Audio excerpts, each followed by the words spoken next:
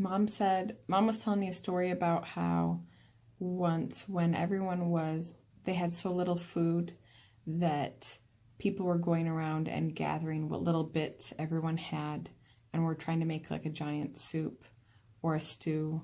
And then the soldiers kind of laughed and were like kicking it over or something along that line. Oh, that's it. That's a very vivid story in my mind because everybody had so little. But my aunt and my grandmother and my mother took bags and went from door to door and said, "What can you share with us? These soldiers are so hungry." These were old men. Actually, they weren't soldiers. They were old men that the Americans had gathered on a Sunday morning and taken them to a sports field. And they had to stand there. And it was April. And it was cold. And it was a couple times rainy. And they weren't allowed to sit down on the grass. They had to stand. So they stood there in a big clump and made a chain around some of them, that were strong enough, held hands and stood around them, and then they took shifts. And if one of them fell, they would shoot them in the knees so they would fall. And then, I don't know, next time we wouldn't see them again, and so they were taken somewhere, and nobody knew where they were. But anyway, after they had enough food, people would give one carrot, one potato, because they didn't have much for their own families. And so they made a stew out of this. And again, in our little wagon, what are they called? The fire? No. The red flyer wagon. Red flyer, yeah. Like that. We went to the place where these men were held. And we said to the guards, and I was with them because I was just there. There was no school. Please give this to these men. They are hungry, they are cold, they are freezing, they are scared. And they took it and they dumped it in the gutter right in front of us. Right in front of us. It was just unbelievable. These women, they cried for days. They were so shaken up. And now you reminded me of something as I was talking, and now I can't think of it. What was that? I don't know. But I asked. It may come back to you. Yeah. When you talked about your memories of the air raids, and then you talked about how it got worse after the war, and then how even though your dad was in the SS, you weren't safer because he was in the SS. Oh no, we were less safe because, when the war was over, it wasn't the Germans that were in charge were just really mean to us. And if they had been in the SS, people were pursued, they were watched, that they would not do anything that was against the German Reich. And that was just really bad in the last half year or so. That was nasty. But there are also good things happened.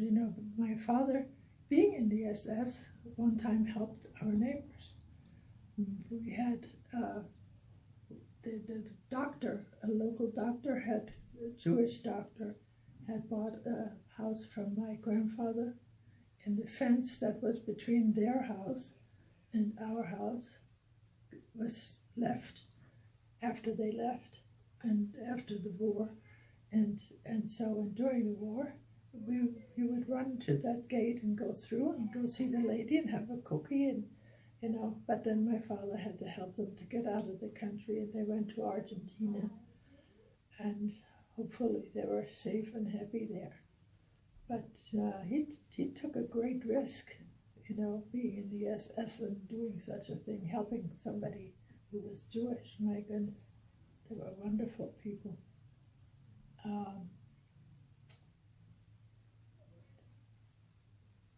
Oh, so I was going to talk about school. That reminded me of school. So school got to be pretty awful.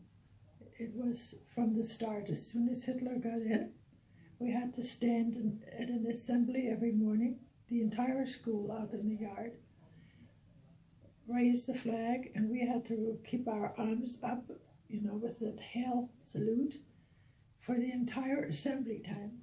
And our arms would get so tired, and we'd switch them, but we weren't really allowed to do that. So that went on every single morning, never missed a morning. We just kind of disliked that a lot. But anyway, lots of people moved in from the East Germany because the bombing and it was getting worse over there than on the West still, because it was Russian people that were moving in there. And the bombing got worse.